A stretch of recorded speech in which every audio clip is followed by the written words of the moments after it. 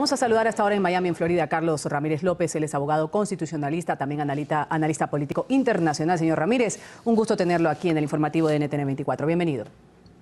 Buenos días, muchas gracias por la entrevista. No, gracias a usted. En Venezuela, hace años que las elecciones se plantean como un punto de quiebre, pero en las parlamentarias de hoy, de este domingo, hay un dato concreto e inédito que las convierte en un evento muy especial y potencialmente histórico. La oposición llega como favorita. Esto según los sondeos de opinión. ¿Qué pasará el día de hoy si la oposición logra el triunfo? Primero, ¿el chavismo usted cree que lo va a reconocer? En la cúpula del chavismo no hay unidad de criterios. Hay quienes están abogando por reconocer los resultados y hay quienes se niegan a ello. Hasta ahora está prevaleciendo la opinión de reconocer los resultados, porque incluso a esa postura se han venido sumando los sectores militares del chavismo que no están dispuestos a participar en un acto de represión masiva, porque compromete además gravemente las responsabilidades personales de ellos. Usted sabe, la situación en Venezuela es dramática, mas, sin embargo, también podemos decir que no es previsible. Lo que sí es previsible es que la gente está absolutamente interesada en ir a votar, en participar y en cambiar el estado de cosas que existe en el país. Esa afluencia de gente que está desde las madrugadas en las colas, que incluso hay lugares en donde no se han abierto las mesas, muy pocas por cierto, hay una acumulación de personas gritando que quieren votar. Es normal en todo proceso electoral que algunos centros de votación no abran en la hora indicada porque testigos y miembros de mesa no están. Pero lo que no ha sido tampoco habitual, lo que no ha sido habitual es esa afluencia masiva que hoy se está notando. No se veía así desde la época del referéndum revocatorio. Ha habido siempre participación, pero como la que se está viendo hoy, no la ha habido antes. Hay un entusiasmo. La gente está cansada de lo que está ocurriendo en el país, de las colas, de la inseguridad, de las denuncias de corrupción del gobierno, de todo este estado de cosas, de la falta de ley, de juridicidad. La gente está harta. Llegó el momento del cambio y eso lo está diciendo la gente en las colas masivas que hay en los centros de votación. Señor Ramírez, hablaba usted de los retrasos en la apertura de los centros de votación y de otras irregularidades. Como no hay observación electoral en Venezuela y la misión de acompañamiento de UNASUR es afín al régimen de Nicolás Maduro y los invitados de la MUD no pueden hacer gran cosa, ¿cómo se garantiza que se persigan los delitos electorales y estas irregularidades? Con la participación de la gente, las denuncias de la gente, las redes sociales están transmitiendo, porque la gente además se está convirtiendo en periodistas ciudadanos. La gente está enviando fotos, está enviando videos que toman con sus celulares. La presión popular es una cosa que no se puede desestimar, independientemente que no dejen entrar a una persona o a dos personas o a un grupo de calificados representantes del exterior. No quiere decir que no hay vigilancia. Hay millones de ojos puestos sobre este proceso electoral, millones de ojos dentro y fuera de Venezuela. No va a ser fácil el fraude, no va a ser fácil, lo van a intentar, irán a hacer algunas cosas, pero el fraude de cambiar un resultado masivo de voto en favor de ellos, eso no va a ser posible. Tendrán que hacer una cosa descarada. Bueno, y eso lo vamos a ver en el transcurso del día. Ahora, el discurso del oficialismo que ha estado cargado de incitación a la violencia, lo hemos escuchado incluso al propio Nicolás Maduro, hay que ganar sí o sí, yo mismo voy a ir a las calles en el caso de que la oposición pues, logre la mayoría de los escaños. Han venido los expresidentes de América Latina, se han reunido con él el día de ayer, también eurodiputados, pues los ojos de la comunidad internacional están puestos sobre Venezuela.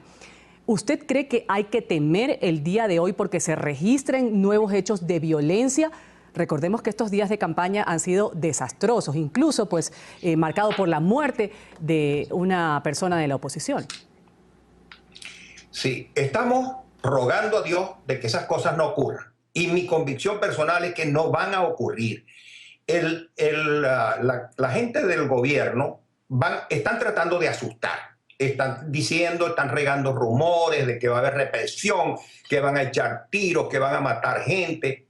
Yo creo que son como esos ladridos del perro que trata de asustar a quien se le va acercando para que no se acerque. Eso yo pienso, es mi convicción personal, que no va a llegar a más, salvo alguno que otro incidente individual o que no va a ser una cosa colectiva ni masiva en el país. Claro, siempre habrá uno que otro desadaptado, ultroso, terrorista que haga alguna cosa, pero no creo que vaya a ser lo que va a marcar el resultado y el transcurso del proceso electoral.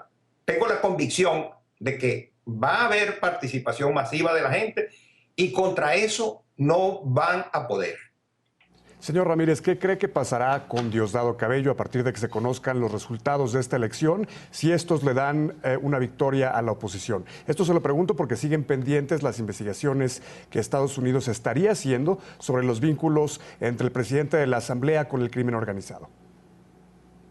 Diosdado Cabello tiene una situación muy comprometida, tanto por esa circunstancia del peso que sobre él tiene las acusaciones internacionales fundadas que hay sobre su participación en delitos tan delicados, tan graves contra la humanidad como son, además del tema de la violación de los derechos humanos, que sabemos todos, que él es uno de los comandantes de esa actividad terrorista en Venezuela. Está el tema del narcotráfico, que está siendo vinculado a eso en sectores demasiado serios y que, según informaciones precisas, están recogidos en informes de inteligencia de la DEA y que hay un expediente en donde aparece repetidamente su nombre. Incluso se le está mencionando en relación al tema de los denominados narcosobrinos.